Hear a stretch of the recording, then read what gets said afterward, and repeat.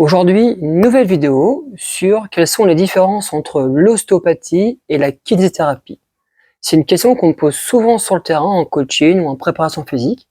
Donc j'ai décidé d'interviewer César, qui est kinésithérapeute sur Paris et qui va répondre à cette question. Je vous invite à me suivre, c'est parti!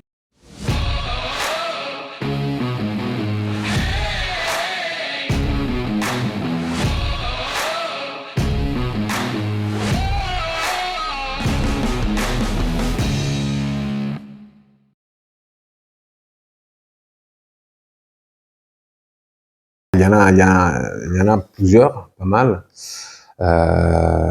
Déjà, c'est la formation, bien évidemment, c'est pas du tout la même. Donc du coup, la philosophie et la culture qu'il y a derrière ces deux approches-là. Souvent, il y a aussi une différence de langage, c'est-à-dire qu'on n'utilise pas les mêmes termes, la même terminologie. Après, c'est vrai que souvent, quand on m'a déjà à plusieurs reprises posé cette question-là pour voir un peu justement, est-ce qu'il y a une technique qui est meilleure qu'une autre en fait. C'est ça qui est un peu caché derrière ça quand les patients me posent cette question. Et en fait, on ne peut pas dire qu'une technique soit meilleure qu'une autre.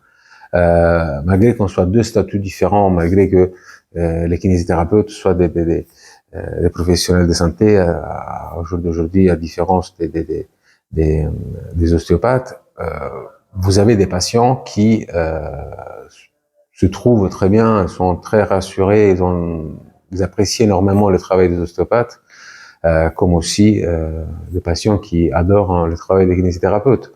Vous aurez toujours quelqu'un qui va préférer une technique plutôt qu'une autre, une approche plutôt qu'une autre.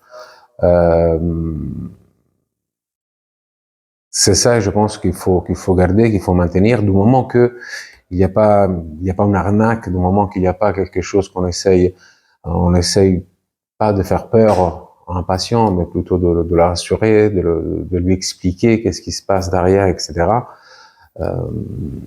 Après, voilà, c'est un peu au patient, justement, de dire, bah, écoute, oui, je préfère cette technique plutôt qu'une autre.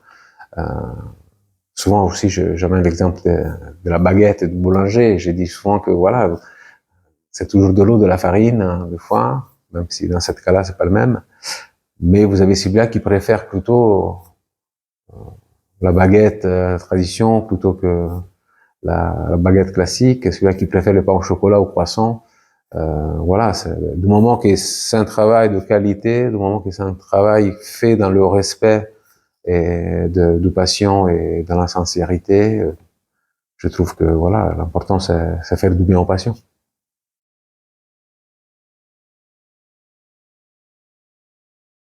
Pour aller un peu plus loin, que ce soit en kinésithérapie ou en ostéopathie, il y a des spécialisations. Si on prend par exemple le cas de l'ostéopathie, il y a l'ostéopathie musculo-squelettique qui va agir sur les muscles, les os et les articulations. Donc c'est une méthode très intéressante par exemple si on a des blocages au cervical.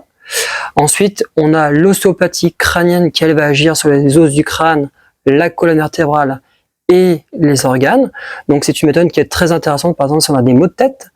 Et puis on a l'ostéopathie viscérale qui elle va agir sur les organes, sur la mobilité des organes et qui est très intéressante par exemple si on a une digestion difficile. Concernant la kinésithérapie, il existe aussi différents domaines. Par exemple, nous avons la kinésithérapie orthopédie rhumatologique qui va s'intéresser à la prise en charge des blessures, comme par exemple les ruptures des ligaments croisés, où là le kiné va mettre en place une rééducation progressive pour que le sportif ou le sédentaire puisse reprendre une vie normale. Ensuite, nous avons la kinésithérapie neuromusculaire qui, elle, permet d'agir sur les personnes qui ont des problèmes donc neuromusculaires comme la maladie de Parkinson ou encore des gens qui ont eu des accidents vasculaires.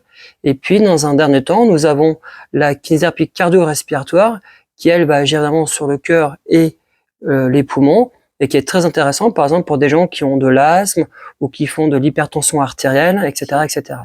Voilà, c'est terminé. J'espère que cette petite vidéo vous a plu et qu'elle vous permettra de mieux comprendre les différences entre un ostéopathe et un kiné.